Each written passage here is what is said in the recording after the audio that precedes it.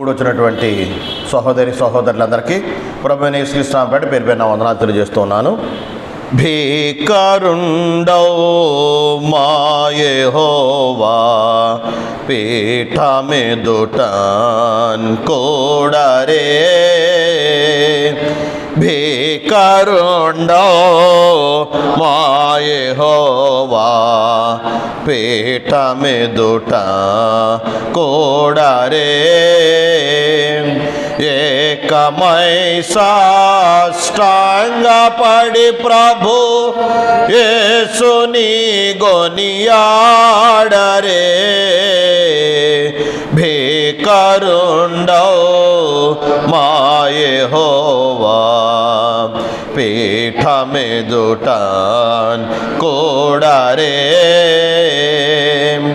మట్టితోనే మమ్మునెల్లా మానవులుగా సృజించెను, మట్టితోనే మమ్మునెల్లా మానవులుగా సృజించెను, ఎట్టి శాక్తుండా ప్రభున్మే మెచ్చుగా మదినేం తుమో, భీకరుండౌ మా యెహోవా పీఠమెదుట కోడరే, పోటగేట్టం చేయతానై నాటి దేవుని శక్తిని, పోటగేట్టం చేయతానై నాటి దేవుని శక్తిని, బాటుగాలో కాస్తులారా ప్రస్తుతింపరే శక్తిని, భీకరుండౌ మా యెహోవా పీఠమెదుటన్ కోడరే, మిక్కిలి కష్టంబులతో మితికి నీ బాల్పొందును, మిక్కిలి కష్టంబులతో మితికి నీ బాల్పొందును, దిక్కులేని గొర్రెలాట్లు తిరుగనే పాన్మందను, భీకరుండౌ మా యెహోవా పీఠమెదుటన్ కోడరే. ఆదివారం ఉదయకాల సమపారాధన కూడా వచ్చినటువంటి సహోదరి సహోదరులందరికీ ప్రభువైన యేసుక్రీస్తు నామమున మరొకసారి పేరు పేరున వందనాలు తెలియజేస్తున్నాను. ఈరోజు మరొక వాక్యాన్ని లేఖన భాగం నుంచి మనం ఆలోచించేద్దాం. ప్రస్తుతం కరోనా టైంలో మనం ఉన్నాం, కరోనా బాధలు పడుతున్నాం, కరోనాకు సంబంధించినటువంటి వ్యాధి బాధలు, ఇరుకులు, ఇబ్బందులు, కరువు కాటకాలు, లేమి, ఇలాంటి ఇబ్బందులు, ఇరుకులు అన్నీ కూడా మనం పడుతున్నాం. ఇలాంటి సమయంలో దేవుడు మన యొక్క ప్రతి అవసరాన్ని తీరుస్తాడండి. మనకి కావలసినటువంటి ప్రతి అవసరతను దేవుడు సప్లై చేస్తాడు. ఫిలిప్పీ పత్రిక 4:19 పౌలు ఫిలిప్పీలకు రాస్తూ చెప్పినటువంటి మాట ఏమిటంటే, కాగా దేవుడు తన ఐశ్వర్యము చొప్పున క్రీస్తు యేసునందు మహిమలో మీ ప్రతి అవసరమును తీర్చును. అక్కడ చెప్తా ఉన్నాడు, దేవుడు తన ఐశ్వర్యము చొప్పున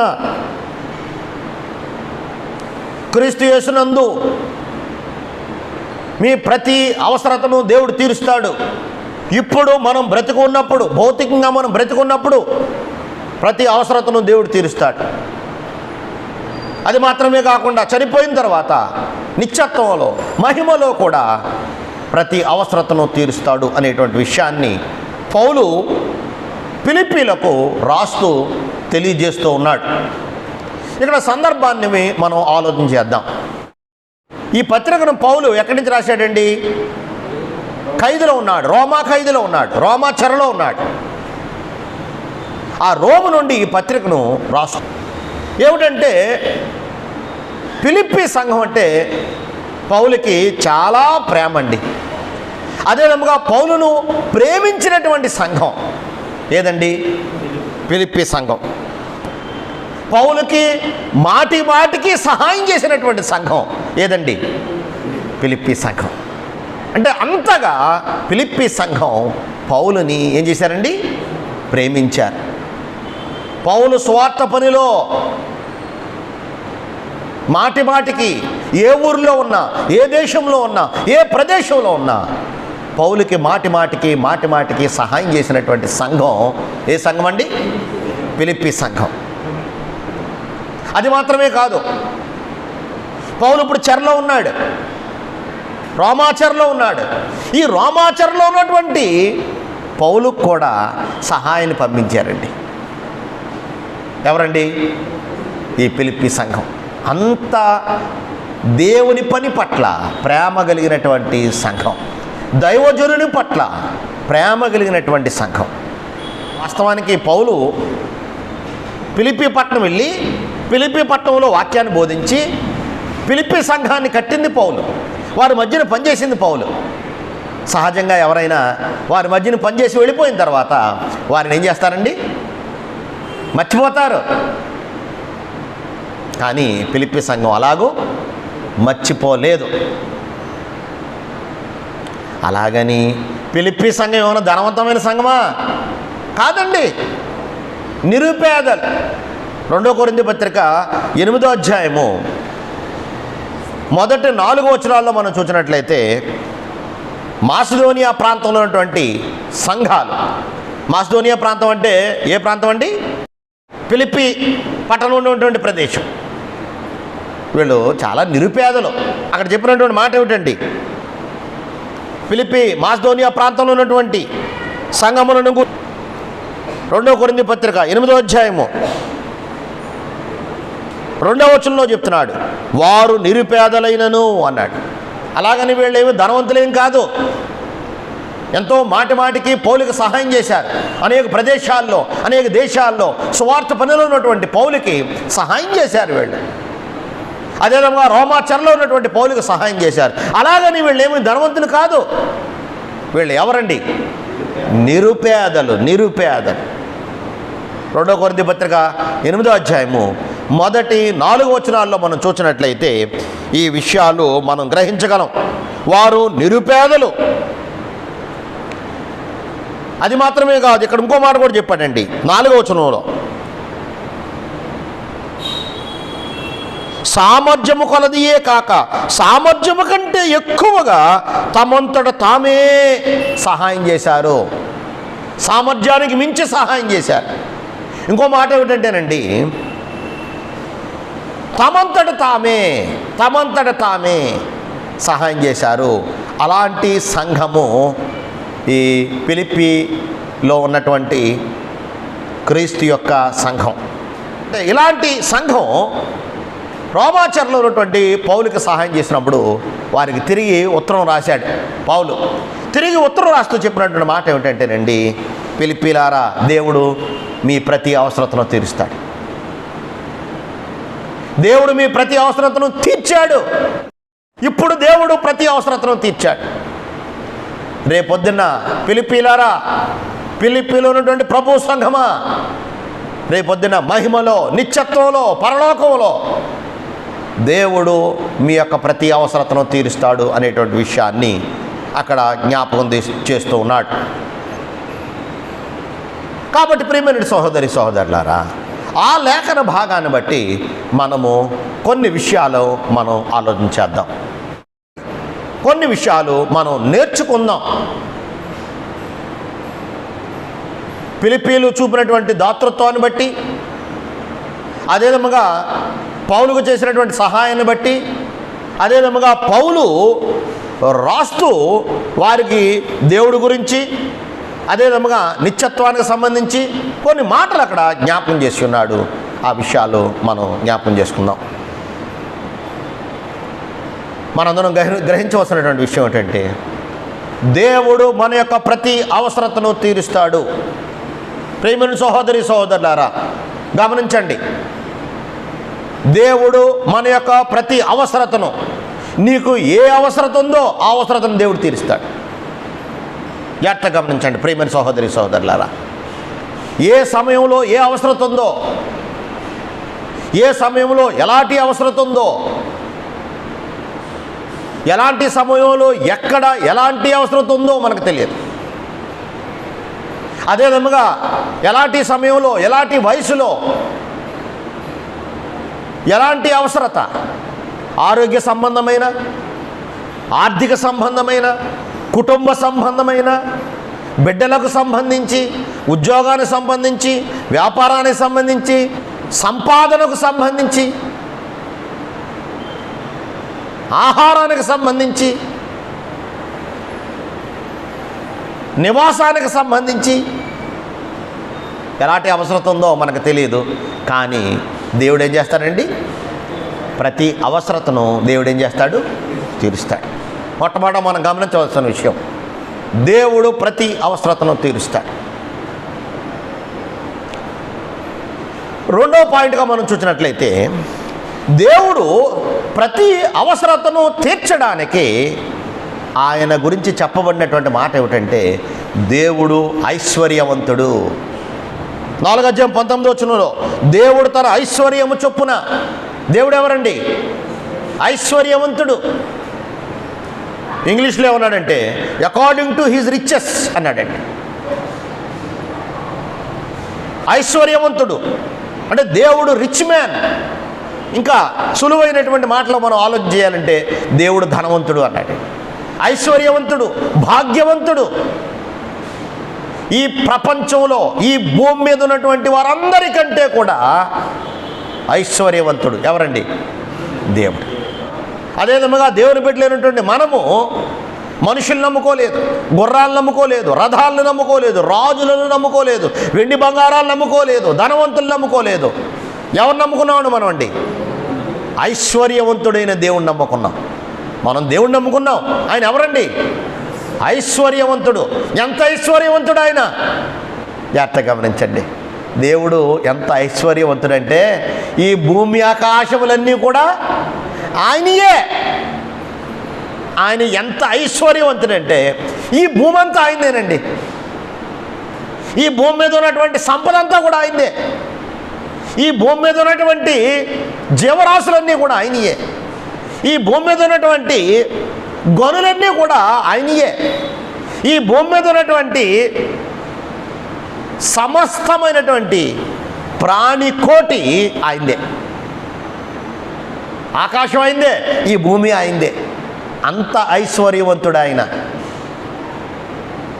నీకు అవసరమైందనుకోండి, ఆయన ఆకాశాన్ని అలా విప్పి నీకు ఆహారాన్ని పెడతాడు. ఆయన భూమిని అలాగూ నెరవిడిచేటట్లు చేసి అందులోంచి నీళ్ళు ఇస్తాడు. ఆయన ఆకాశ పక్షులకు ఆజ్ఞాపిస్తాడు, వెళ్ళు వాళ్ళకి ఆహారం అవ్వండి అని. సముద్రాన్ని ఆజ్ఞాపిస్తాడు ఆయన, 2 పాయలవు, వాళ్ళకి అవసరం ఉంది, ఈ ప్రక్క నుంచి ఆ ప్రక్కకి నడిచెళ్ళాలి.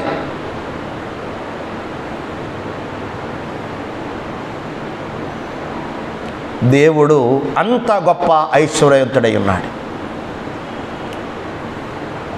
దేవుడు సృష్టికర్త. ఇవంతా కూడా సృష్టించింది ఎవరండి? దేవుడే సృష్టించాడు. ఇశ్రాయేలు గురించి ఆలోచించేయండి. దేవుడు ఆకాశాన్ని నుండి ఆహారాన్ని కురిపించాడు. అంటే దేవుడు ఎంత ఐశ్వర్యవంతుడంటే ఆకాశము నుండి ఆహారాన్ని ఇవ్వగలిగినటువంటి ఐశ్వర్యవంతుడు. నిర్గమాకాండం 16:4 యెహోవా మోషేను చూచి, ఇదిగో నేను ఆకాశము నుండి మీ కొరకు ఆహారమును కురిపించెదను. దేవుడు ఆకాశాన్ని నుంచి ఆహారాన్ని ఇస్తానంటున్నాడు. అంటే దేవుడు ఇశ్రాయేలులకు ఆహారాన్ని ఇచ్చాడు, నీటినిచ్చాడు. దేవుడు ఇశ్రాయేలీయులకు మన్నానిచ్చాడు. దేవుడు ఇశ్రాయేలీయులకు ఆకాశ పక్షుల్నిచ్చాడు. ఇలాగూ దేవుడు అనేక విధాలుగా దేవుడు ఇశ్రాయేలీయుల యొక్క అవసరతను తీర్చాడు. భూమి పంట పండేటట్లుగా చేశాడు. మోషే ఇశ్రాయేలీయులకు చెప్తున్నాడు, ఇశ్రాయేలీయులారా దేవుని మాట వినండి, దేవుని మాట వినండి, దేవునికి లోబడండి, దేవుని ఆజ్ఞల ప్రకారం నడవండి, పరిశుద్ధంగా బ్రతకండి, పాపం లేకుండా బ్రతకండి, దేవుడు మీ ప్రతి అవసరతను తీరుస్తాడు. దేవుడు ఐగుప్తు దేశంలో 430 సంవత్సరాలు మిమ్మల్ని పోషించాడు. కరువు వచ్చినప్పుడు మిమ్మల్ని దేవుడు ఐగుప్తు దేశానికి పంపించి అక్కడ మిమ్మల్ని పోషించాడు. ముందుగా మీ కొరకు ఒక ఆయన్ని సిద్ధం చేశాడు. దాని తర్వాత మీరు 430 సంవత్సరాలు ఆ దేశంలో దేవుడు మిమ్మల్ని పోషించాడు. అది మాత్రమే కాదు, తర్వాత 40 సంవత్సరములు దేవుడు ఇశ్రాయేలు యొక్క ప్రతి అవసరతను అరణ్యములో తీర్చాడు. ఇదిగో ఇప్పుడు మీరు కానాను దేశం వెళ్తున్నారు, కానాను దేశం వెళ్ళిన తర్వాత దేవుడు మిమ్మల్ని పోషిస్తాడు, దేవుడు విడిచిపెట్టకండి, దేవుడు మిమ్మల్ని పోషిస్తాడు అని మోషే ఇశ్రాయేలుకి చెప్తున్నాడు. దేవుడు ఎలా పోషిస్తాడో చెప్తున్నాడండి. 12వ వచనంలో చూడండి, యెహోవా నీ దేశము మీద వర్షము దాని కాలమందు కురిపించుటకును నీవు చేయు కార్యమంతటిని ఆశీర్వదించుటకును ఆకాశమును తన మంచి ధననిధిని తెరుచును. ఆకాశాన్ని దేవుడు తెరుస్తాడు. ఆకాశం నుండి వర్షం కురుస్తుంది, ఆకాశం నుంచి మంచు కురుస్తుంది. అందుకనే మోషే ఏమంటున్నాడంటే అండి, ఆకాశము నుండి దేవుడు తన యొక్క ధననిధిని తెరుస్తాడు. దేవుడు ధననిధిని తెరుస్తాడు. ఎక్కడి నుంచి అండి? ఆకాశం నుండి ఇస్తాడు. అంటే అలాగూ దేవుడు ప్రతి అవసరతను తీరుస్తాడు. ఇలాగూ చాలా విషయాల్లో మనం చూడగలమండి. మలాకీ గ్రంథంలో చెప్తాడు, ఆకాశ వాకిండ్లు విప్పి దేవుడు మన యొక్క ప్రతి అవసరతను తీరుస్తాడు. మలాకీ గ్రంథం 3వ అధ్యాయం 10వ వచనం, నేను ఆకాశపు వాకిండ్లను విప్పి పట్టజాలనంత విస్తారముగా దీవెనలు కుమ్మరించదనని సైన్యములకు అధిపతి యెహోవా సెలవిచ్చుచున్నాడు. చాలండి. దేవుడు ఆకాశపు వాకిండ్లను విప్పి పట్టజాలనంత విస్తారముగా దీవెనలు దేవుడు కుమ్మరిస్తాడు. అంటే దేవుడు ఎలాగూ మన యొక్క అవసరతలు తీరుస్తాడో మనం గమనిస్తూ ఉన్నాం. ద్వితీయోపదేశకాండము 33, 26వ వచనంలోను 29వ వచనంలో కూడా మనం చూసినటువంటి మాట ఏమిటంటే, దేవుడు నీకు సహాయం చేయుటకు ఆకాశవాహనుడై వచ్చుచున్నాడు. దేవుడు మన ప్రతి అవసరతను తీర్చడానికి దేవుడు ఎలాంటి వాడు అనేటువంటి మాటను అక్కడ మనం చూస్తున్నామండి. దేవుడు ఎవరండి? ఐశ్వర్యవంతుడు. ఎంత ఐశ్వర్యవంతుడో మనం చూసామండి. ఎంత ఐశ్వర్యవంతుడంటే ఆయన ఈ సూర్యుని ఉదయింపజేసేటి వాడు, వర్షాన్ని కురిపించేటువంటి వాడు, పంటలు పండేటట్లుగా చేసేటువంటి వాడు. ఆయన ఎంత ఐశ్వర్యవంతుడంటేనండి, ఆకాశ వాకిండ్లను విప్పి దేవుడు తన విశ్వాసుల యొక్క, తన నమ్ముకున్నటువంటి వారి యొక్క అవసరతను దేవుడు తీరుస్తాడు. అంత ఐశ్వర్యవంతుడు ఆయన, అంత గొప్పవాడు ఆయన.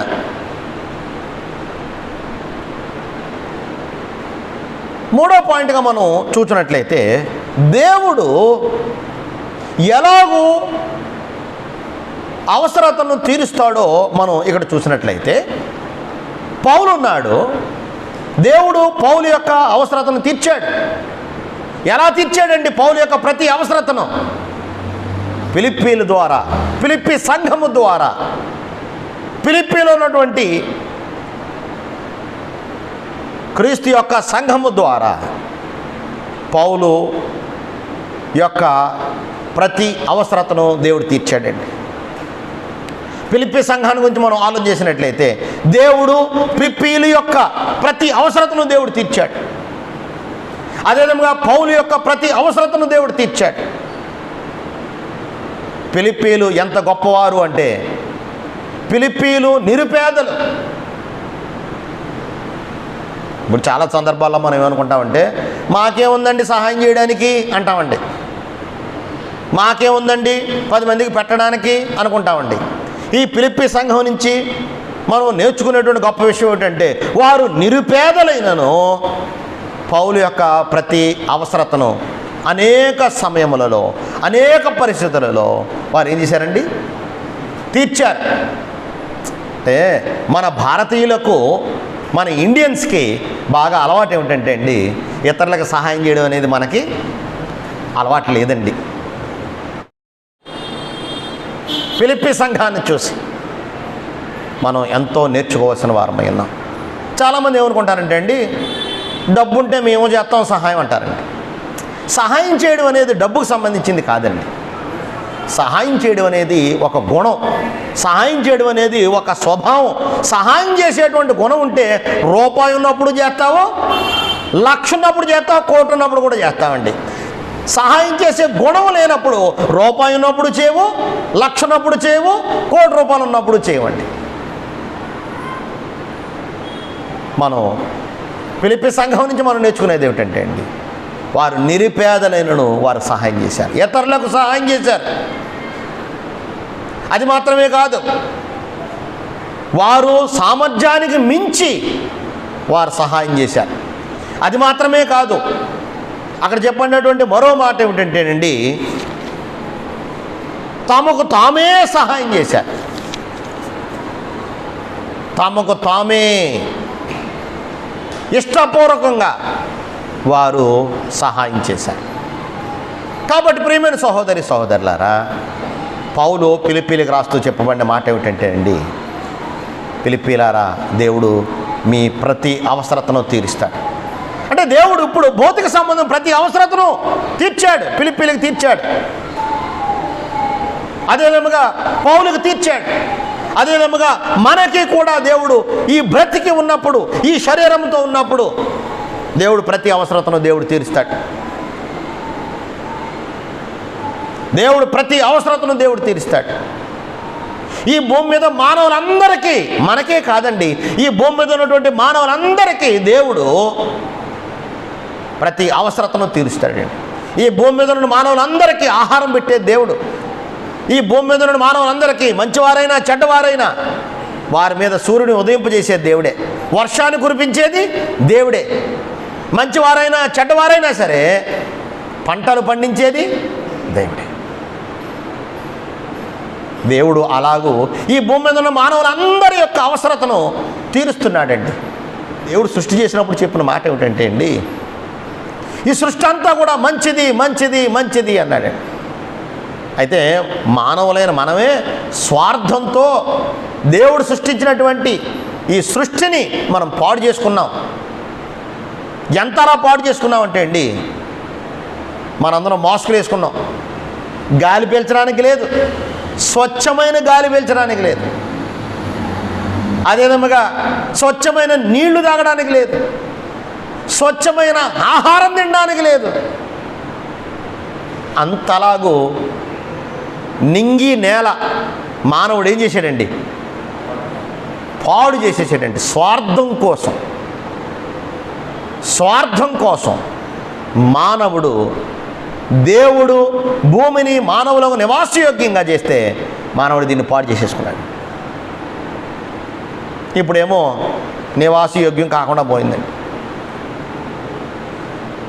నివాసయోగ్యం కాకుండా పోతే మానవుడు ఇంకా స్వార్థపరుడు. ఏం ఆలోచన చేస్తాడండి, ఇంకో గ్రహం ఏదైనా ఉందేమో చూడండి అంటున్నాడండి. ఇంకో గ్రహం ఏదైనా ఉందని చూడండి, అక్కడ ఉందాం, అది కూడా పాడు చేసేద్దామని వెళ్ళి, అయ్యో దీన్ని నేను పాడు చేసేసాను, దీన్ని కాలుష్యం చేశాను. దేవుడు మానవులకు నివాసయోగ్యంగా మంచిదిగా ఈ భూమి ఆకాశాన్ని సృష్టిస్తే మానవుడు ఈ భూమి ఆకాశాలను మొత్తం పాడు చేసి పడేశాడు. దేవుడు గురించి మనం గుర్తుపెట్టుకోవాల్సింది ఏంటంటేనండి, ఈ భూమి మీద మానవులందరినీ దేవుడు పోషిస్తున్నాడు. ఈ భూమి మీద ఉన్న మానవులందరి యొక్క అవసరతను దేవుడు తీస్తున్నాడు.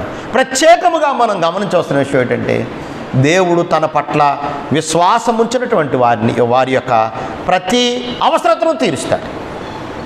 ప్రతి అవసరత అంటే ఏమిటంటేనండి, ఈ భౌతిక సంబంధమైన, ఈ జీవన సంబంధమైన, ఈ భూమి మీద బ్రతికినప్పుడు మనకు కావలసినటువంటి ప్రతి అవసరతను దేవుడు తీరుస్తాడు. తర్వాత మనం చనిపోయిన తర్వాత ఉండేటువంటి అవసరతను కూడా తీరుస్తాడు. అంటే మన యొక్క అవసరతలు బ్రతికున్నంత వరకే కాదండి, మన యొక్క అవసరతలు చనిపోయిన తర్వాత కూడా ఉన్నాయి. అవి ఏమిటో మీకు నేను తర్వాత చెప్తాను. అయితే మన యొక్క నేర్చుకోవాల్సింది ఏమిటంటే అండి, దేవుడు మన యొక్క ప్రతి అవసరతను తీరుస్తాడు.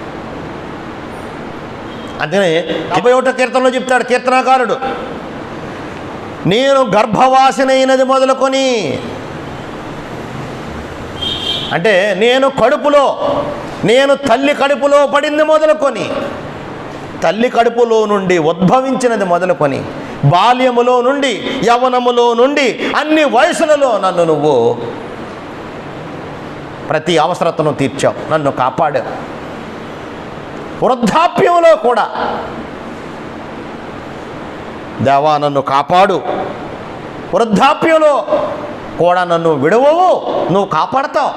ఎందువల్లంటే గర్భవాసనైంది మొదలుకొని నన్ను కాపాడావు, అన్ని వయసుల్లో కాపాడావు, అన్ని వయసుల్లో నా ప్రతి అవసరతను తీర్చావు. ఇప్పుడు మనం తల్లి గర్భంలో పడింది మొదలుకొని మనకు ఆహారం కావాలండి, దేవుడు ఆహారాన్ని ఇచ్చాడు, అవసరతను తీర్చాడు. ఈ భూమి పుట్టిన తర్వాత ఆహారం కావాలి, అవసరతను తీర్చాడు. చదువు కావాలి, విద్య కావాలి, ఆ అవసరతను తీర్చాడు. అదేవిధంగా మనం బ్రతకడానికి ఏదో ఒక ఉద్యోగం కానీ, వ్యాపారం కానీ, ఏదో ఒకటి సంపాదన ఏదో ఒకటి కావాలండి. మనం బ్రతకడానికి ఏదో ఒక ఇన్కమ్ కావాలి, ఆ అవసరతను దేవుడు తీర్చాడు. అదేవిధంగా మనం వివాహం చేసుకోవాలి, వివాహం దేవుడు నీకు వివాహం చేశాడు, ఆ అవసరతను తీర్చాడు. ఇలాగ దేవుడు అన్ని వయసులలో దేవుడు నీకు అవసరతను తీర్చాడు. అదేవిధంగా వృద్ధాప్యంలో కూడా దేవుడు మానవుని యొక్క ప్రతి అవసరతను తీరుస్తాడు. ఇప్పుడు ఇంకో విషయం అండి, మనం నివసించడానికి ఇల్లు కావాలి, ఆ అవసరతను కూడా దేవుడు తీర్చాడు. ఇలాగూ ప్రతి విషయంలోనూ దేవుడు మన యొక్క అవసరతను తీరుస్తాడు.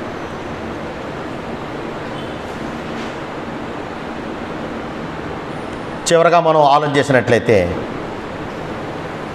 ఈ భూమి మీద దేవుడు ప్రతి అవసరతను దేవుడు తీరుస్తాడు. అయితే ప్రియమైన సహోదరి సహోదరులారా, ఎంత తీర్చినా సరే మనం ఇంకా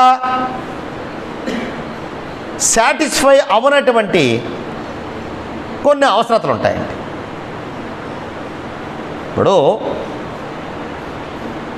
సాటిస్ఫై అవ్వని అంటే దురాశకు సంబంధించినవి కాదండి. అంటే తృప్తి లేకపోవడం అనేది దురాశ.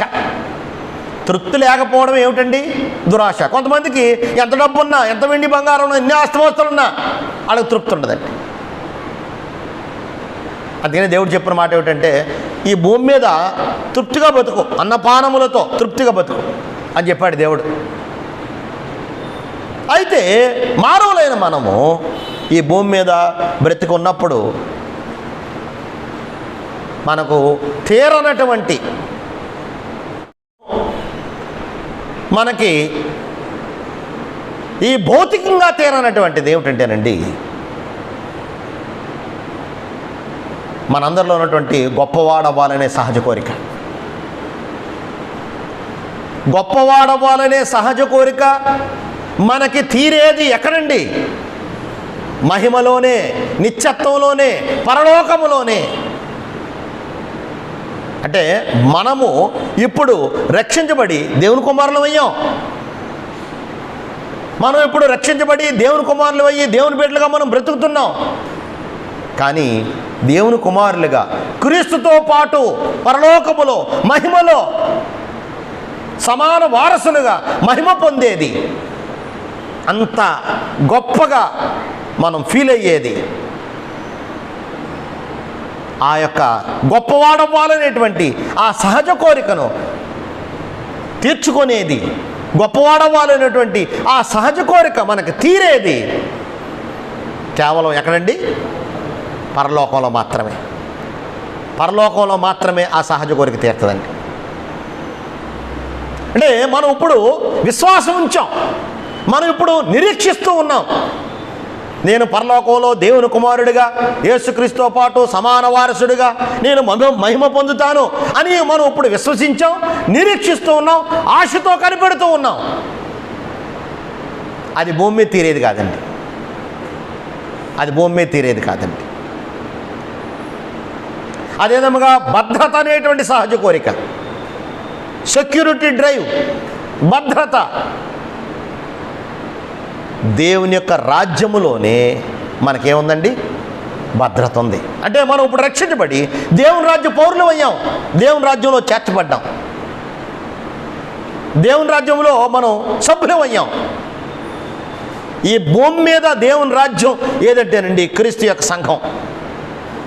ఈ భూమి మీద దేవుని రాజ్యం అయి ఉన్నటువంటి క్రీస్తు సంఘంలో మనం సభ్యులం అయ్యాం.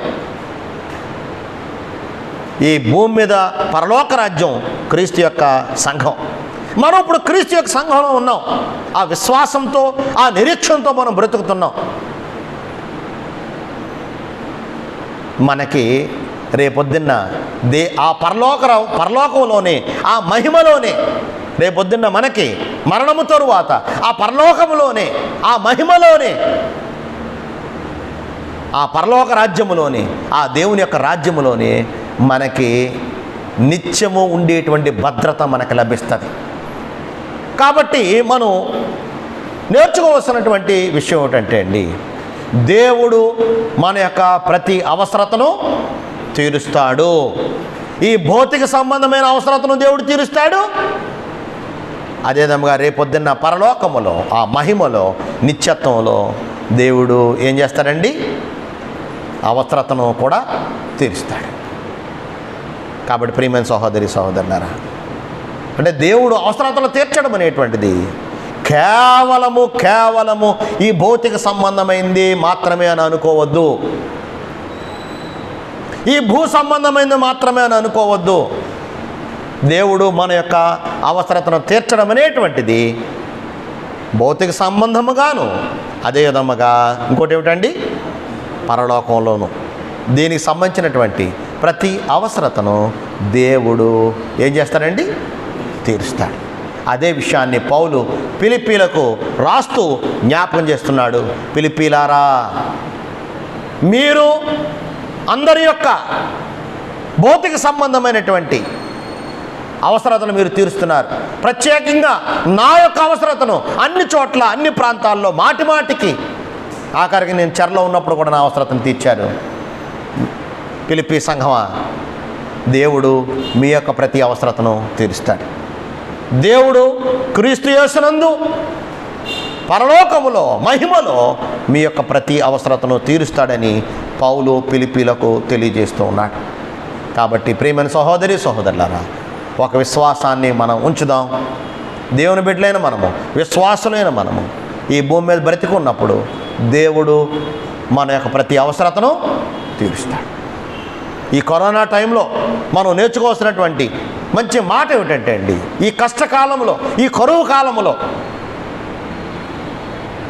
మనం నేర్చుకోవాల్సినటువంటి మాట ఏమిటంటేనండి, దేవుడు మన యొక్క ప్రతి అవసరతను తీరుస్తాడు. అదే విధముగా దేవుడు మన యొక్క ప్రతి అవసరతను కూడా తీరుస్తాడు. ఎక్కడ కూడానండి? మహిమలో, నిత్యత్వంలో, పరలోకంలో కూడా దేవుడు మన యొక్క అవసరతను తీరుస్తాడు. కాబట్టి ప్రియమైన సహోదరి సహోదరులారా, దేవుని బిడ్డలైన మనందరం కూడా ఆ విశ్వాసంతో, ఆ నిరీక్షణతో దేవుడి మీద ఆధారపడి బ్రతుకుదాం. దేవుడు మన యొక్క ప్రతి అవసరతను తీర్చగలిగినటువంటి ఐశ్వర్యవంతుడై ఉన్నాడు. అందరికీ వందనాలండి. మనకై యేసు మరణించే, మన పాపముల కొరకే నిత్య జీవమునిచ్చుటకే సత్యుండు సజీవుడాయే నిత్య జీవమునిచ్చుటకే సత్యుండు సజీవుడాయే త్రోణీకరింపబడే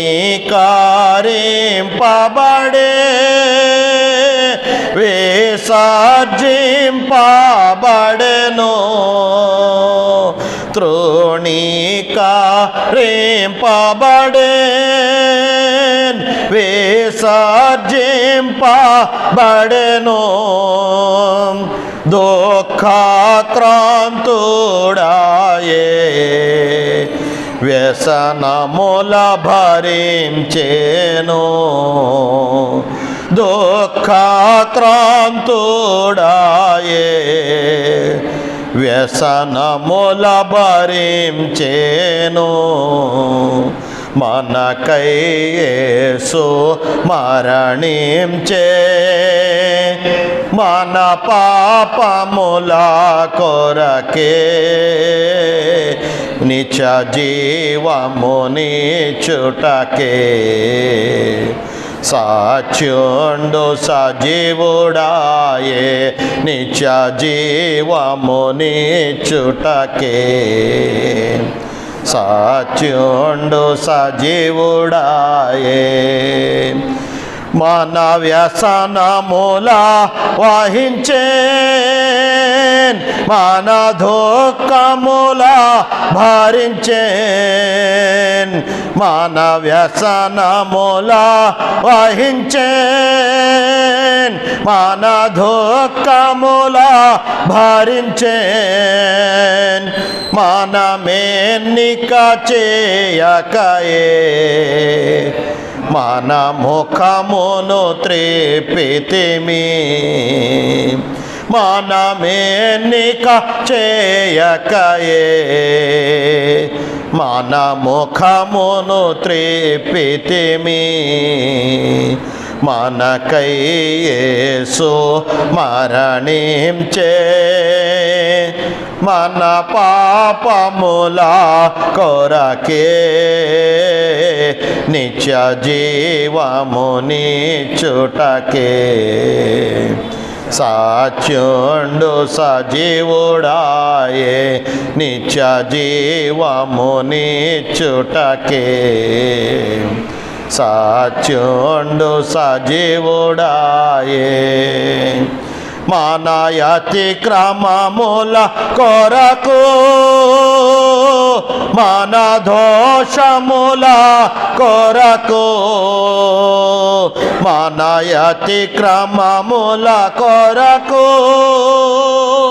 మన దోషముల కొరకు మన నాథుడు శిక్షనుందే మనకు స్వస్థత కలిగే మన నాథుడు శిక్షనుందే కలిగే మనకై యేసు మరణించే మన పాపముల కొరకే నిత్య జీవమునిచ్చుటకే సత్యుండు సజీవుడాయే నిత్య జీవమునిచ్చుటకే సత్యుండు సజీవుడాయే గొర్రెల వలె తప్పితిమి పరుగిడితిమి మన దారి గొర్రెలవలె తప్పితిమి పరుగిడితిమి మన దారి ఆరుదెంచే కాపరి అర్పించే ప్రాణమును ఆరుదెంచే కాపరి అర్పించే ప్రాణమును మనకై యేసు మరణించే మన కొరకే నిత్య జీవమునిచ్చుటకే సత్యుండు సజీవుడాయే నిత్య జీవము నిచ్చుటకే సత్యుండు సజీవుడాయే దౌర్జన్యము నొందెను బాధింపబడెను దౌర్జన్యము నొందెను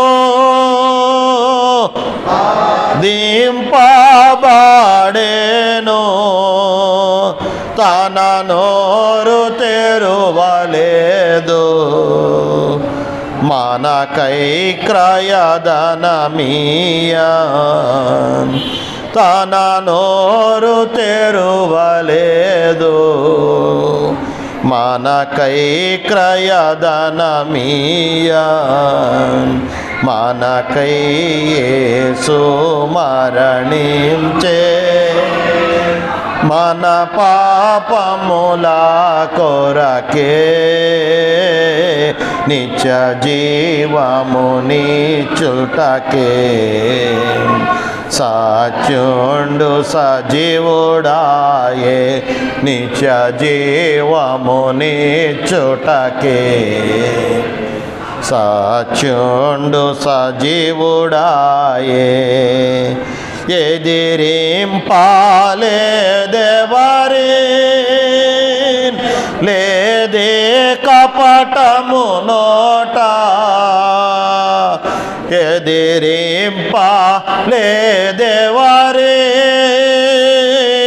లేదే కపటము నోట యెహోవా నలుగగొట్టె మహావ్యాధి కలిగించే